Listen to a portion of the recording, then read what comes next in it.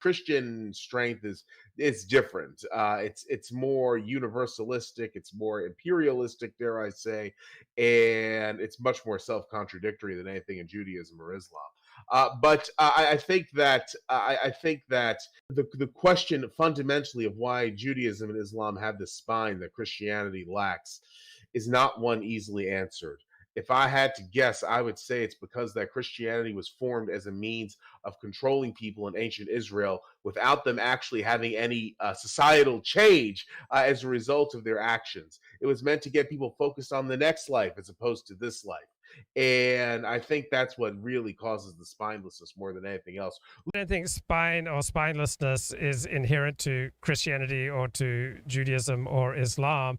They all manifest very differently in different circumstances. So in certain situations, a lot of Christianity would be spineless, but in other situations it would be quite muscular. That 70% plus of evangelical Christians supported Donald Trump, who's the most, anti-Christian person you can imagine in his lifestyle, shows that a large number of Christians are incredibly pragmatic and they want power. And if that means supporting someone like Donald Trump, they throw in and do it. So there are very strong parts of Christianity still kicking around.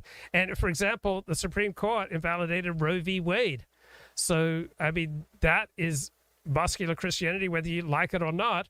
You will now have all these states where they are influenced by Christianity ruling abortion illegal. I don't think there's anything like that in the Western world. That's muscular Christianity saying you may not do this. So if you think that Christians lack spine, well, keep watching what the U.S. Supreme Court does. There's no inherent reason that the U.S. Supreme Court will not invalidate gay marriage. There's no inherent reason that the U.S. Supreme Court won't invalidate sodomy restrictions, the restrictions against having sodomy laws. It's possible that what if the U.S. Supreme Court, ruled birth control illegal? Watch what this U.S. Supreme Court does. It's already done all sorts of things that 5 years ago all the smart people said, absolutely not possible. This will never happen. So you may see a lot more muscular Christianity coming down from the U.S. Supreme Court. I don't know. When it comes to abortion, I don't think, obviously people do in the U.S. tend to base their opposition on their Christian belief, but I have read the New Testament, something I often say, and there is nothing in there which I could tell that prohibits abortion at all. I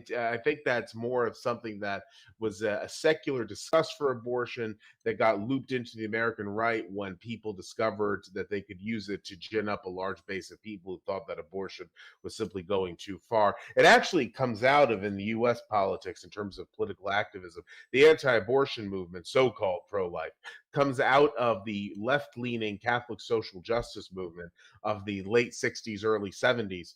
And then the religious right discovered this abortion issue they could use as a wedge to drive people to the polls. And they started really getting people hepped up about it by the late 70s. And then obviously it spiraled since then. I don't think that the Supreme Court will overturn Griswold or Lawrence or anything like that. That's my inclination. But obviously, I'm not giving any advice here or anything. It's just I don't see it going that way. I could be wrong, but one never does know.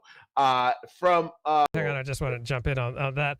Christianity is not primarily a religious text. It is a culture. From a secular perspective, Christianity, Judaism, Islam, these are cultures, and cultures have texts, but that doesn't mean that the texts are determinative. It's not like there's one text that then defines Christianity. Christianity expresses itself differently depending on the people and the circumstance. So in America, the last 50 years, for I think primarily completely secular reasons, Christians have made abortion the number one issue.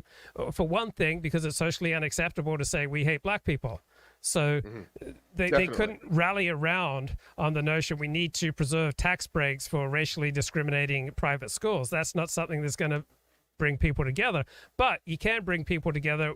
We want to save life. We want to protect the unborn. We've got this, mass murder scourge. Abortion's not primarily about abortion. Abortion is a way of standing up against a degenerate outside world. It's a way of bringing people on the right together.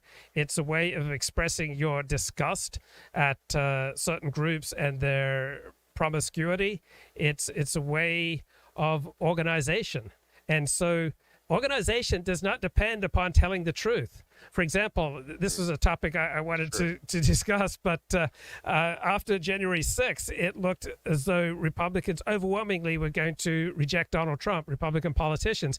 Instead, virtually all Republicans have fallen in behind Trump's perspective that the 2020 election was stolen. Now, is it on the basis of evidence and truth? No.